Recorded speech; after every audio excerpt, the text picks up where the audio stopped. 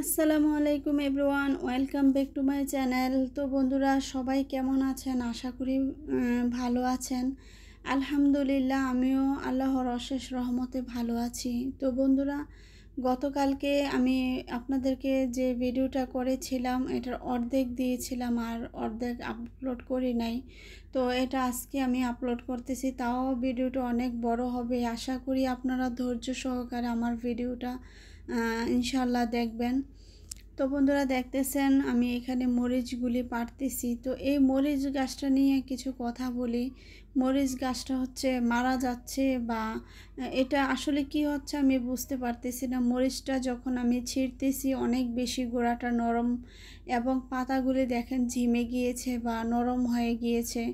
তো এই গাছটা কেন মারা যাচ্ছে আমি তা জানি না। তবে বন্ধুরা, যে মরিচগুলি ধরেছে আলহামদুলিল্লাহ, মাশাআল্লাহ, অনেক সুস্বাদু মরিচটা। এটা আমার বোন দিয়েছিল এই মরিচের বীজটা আর কি। তো আমি এটা থেকে হচ্ছে বীজ রোপণ করাতে চারা হয়েছে, পরে হচ্ছে এখন গাছ হওয়ার পরে মরিচ ধরেছে আলহামদুলিল্লাহ। এতদিন বেশ ভালো ছিল।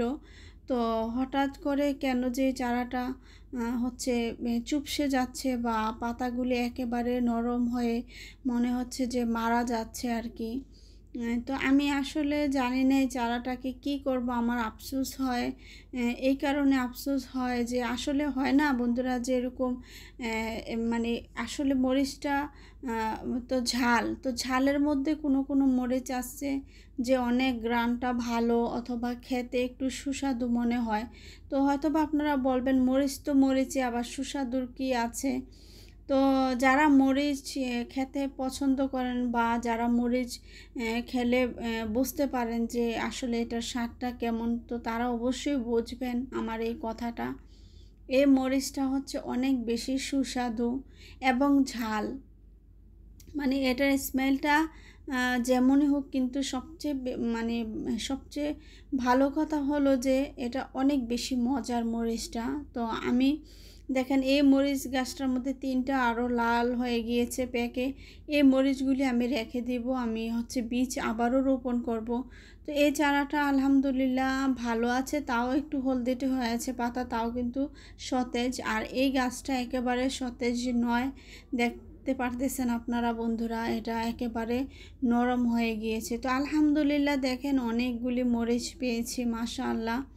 তো এই গাছটা মানে এই 2টা গাছ যদি থাকতো বা বেঁচে থাকতো, ভালোভাবে ফুল্লিভাবে মরিচ ধরতো, তাহলে বাজার থেকে আর কোনো মরিচ কিনে এনে খেতে হতো না আর কি। মানে এই 2টা গাছ থেকেই যা মরিচ হতো যথেষ্ট হয়ে যেত একটা ফ্যামিলির জন্য, আর কিছুই লাগে না। এরকম 2টা যদি মরিচের চারা থাকে বা গাছ থাকে, ভালোভাবে মানে মরিচ ধরে, তাহলে অবশ্যই বাজার থেকে কিনে মরিচ আর খাওয়া লাগে না। আর বিশেষ করে বন্ধুরা, আমি যখন দেশের বাইরে ছিলাম, আমার বাচ্চা কাচ্চা ওখানে জন্ম হয়েছে। তো ওখানে আসলে ম্যাক্সিমাম মানুষই হচ্ছে কাঁচা মরিচের তরকারি খায়। ওই সুবাদে হচ্ছে আমি কাঁচা মরিচের তরকারিটা রান্না করা আমি খুবই পছন্দ করি, এবং আমার কাছে খুবই ভালো লাগে আর কি। তো যাই হোক, এখন হচ্ছে দেখতেছেন করলা ধরেছে গাছে, করলা পাড়তেছি এদিক দিয়ে। আর একটা করলা পেকে গেছে, একেবারে বেশি ভাবেই পেকেছে। তো এটা আর পারলাম না, ছিঁড়লাম না, এটা এখানে থাকুক, এটার বীজগুলি রোপণ করব। আর 2টো করলা আছে, করলাগুলি নিয়ে নিচ্ছি। তো আর হচ্ছে বন্ধুরা, আমি বিশেষ করে করলা থেকে, মানে করলা খাওয়া তো ভালো, তবে আমি করলা থেকে আমি করলার যে পাতাটা হয়, পাতাটা আমি খেতে আমার খুবই ভালো লাগে। আমার আম্মা হচ্ছে এই যে করলা পাতাটা আছে, এই পাতাটা দিয়ে মানে ডাল দিয়ে একটা নর্মালভাবে একটা রান্না করে, ওই রান্নাটা অনেক বেশি মজার হয়। তো এত বেশি তেতো হয় না, মানে খাওয়ার উপযোগী না, মুখ চুপসে যাবে। বা একটা আছে না যে অনেকে করলা রান্না করলে অনেক তেতো হয়, তো করলা পাতাটা ওইভাবে তেতো হয় না আর কি। তো ওইটা খেতে আমার খুব ভালো লাগে। বিশেষ করে করলা পাতা থেকে হচ্ছে আমার খাবারটা অনেক বেশি আমি পছন্দ করি, যে পাতাটা থাক, করলা খেলে খেলাম, না খেলে নাই। যদিও করলা সবজিটা অনেক উপকারী সবজি, আর মানে এক কথায় ভালো লাগে যারা করলা বেশি পছন্দ করে, যেমন আমার হাজব্যান্ড এবং আমার হাজব্যান্ডের ফুল ফ্যামিলি, ওনারা সবাই করলা খেতে খুবই পছন্দ করে। আর আমার বাসাতে হচ্ছে আমার ছোট মেয়ে একটু বেশি পছন্দ করে, তো আমার আসলে ওই তেমন বেশি পছন্দ না তেতোর কারণে। তো যাই হোক, তারপরেও আমি করলা চারাটা যেহেতু রোপণ করেছি বা গাছটা এখন হয়েছে, আর এগুলি তো আমি বীজই ফেলেছি, এখানে করলা গাছ উঠেছে। বা ওই পাশে যে লেবু গাছটা লাগিয়েছি ওইটার মধ্যে একটা মানে এখানে বীজই এমনিতেই ফেলেছি পাকা করলার। আমার আম্মা হচ্ছে যখন ফুলের চারা লাগাইতে আসছিল তখন আমাদের বাসায় একটা করলা ছিল, বাজার থেকে কেনা করলা, তো ওইটা পেকে গিয়েছিল। আমার আম্মা বলেছিল বিচিটা ওই ছাদে নিয়ে ফেলে রাখো, চারা হবে। আসলে তাই চারা হয়েছে, এখন করলা ধরেছে আলহামদুলিল্লাহ। তো এখানে দুই রকমের করলা, প্রথম যেটা পারলাম এটাকে সম্ভবত এটা উধায়া বলে, আর এখন যেটা লেবু গাছে আমি বিচি লাগিয়েছি, আমার আম্মা বলেছিল এটা লম্বা লম্বা করলা আর কি। তো যাই হোক বন্ধুরা, দেখেন এখানে যে ফুলের চারাটা লাগানো আছে, তো আমি এইগুলি আসলে এখান থেকে লেরে অন্য পাশে নিয়ে যাব।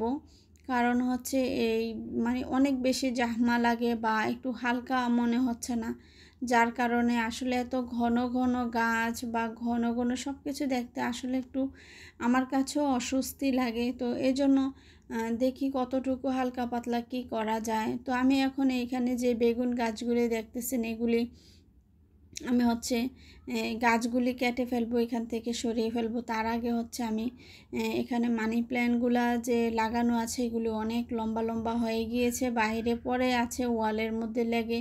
তো আমি লম্বা যেই ইয়েগুলো আছে এগুলির সমস্ত মানি প্ল্যান্টগুলো আমি মানে উঠিয়ে ফেলবো আর কি, আর গোড়াটা আমি একটু রাখবো। তো দেখেন লম্বা হয়েছে ঠিক, কিন্তু এটার যেই পাতা যে বৃদ্ধি হবে বা অনেক বেশি ঘন করে পাতাটা হবে ওই রকম না, মানে দেখতে তেমন একটা সুন্দর আমার কাছে মনে হচ্ছে না।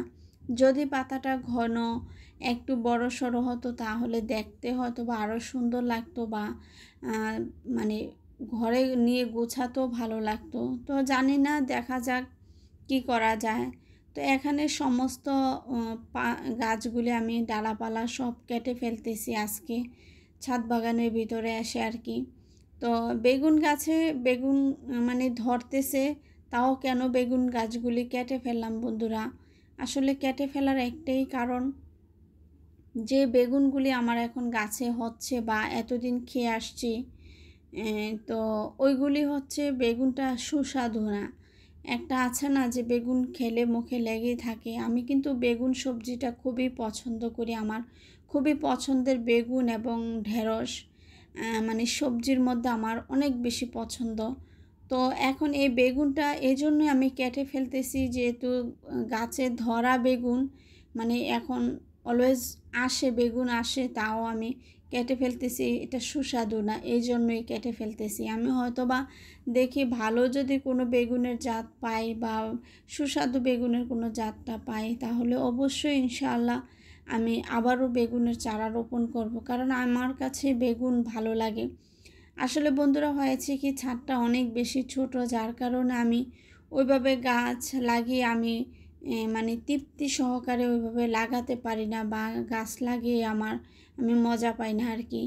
তো একটু ছাড় দিয়ে দিয়ে যখন গাছ লাগানো হয় বা একটু ফাঁকা থাকে তখন দেখা গিয়েছে গাছটাও সুন্দরভাবে বৃদ্ধি হয় এবং ফলনও খুব ভালো আসে এবং দেখতেও ভালো লাগে, আর মনেরও তৃপ্তি আসে তখন। তো আমার হচ্ছে এখন এগুলি সুস্বাদু না বিধায় আর গাছগুলি ঘন ঘন থাকায় বিধায় আমার ভালো লাগতেছিল না। তো এখন আমি আজকে মোটামুটি অনেকগুলি গাছ কেটে ফেলেছি। আর আপনারা দেখেছিলেন আমার কচু গাছ, তো দেখেন আলহামদুলিল্লাহ মাশাআল্লাহ কচুর লতি অনেকগুলি হয়েছে। তো এটা হচ্ছে দেশি কচুর লতি, তো দেশি কচুর ছড়া লাগিয়েছিলাম। তো ওখান থেকে আমি 2 পিস কচুর ছড়া থেকে আমার দেখেন কতগুলি কচুর লতি এবং কতগুলি কচুর ডালাপালা হয়েছে।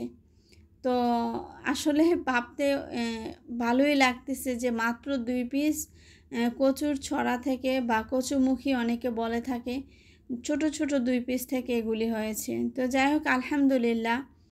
তো এই পাশে বেগুন গাছগুলি কেটে তো মাটি প্রস্তুত করলাম। এখানে ডিমের খোসা দিয়ে মরিচ গাছটা লাগিয়ে দেবো আর কি ইনশাল্লাহ।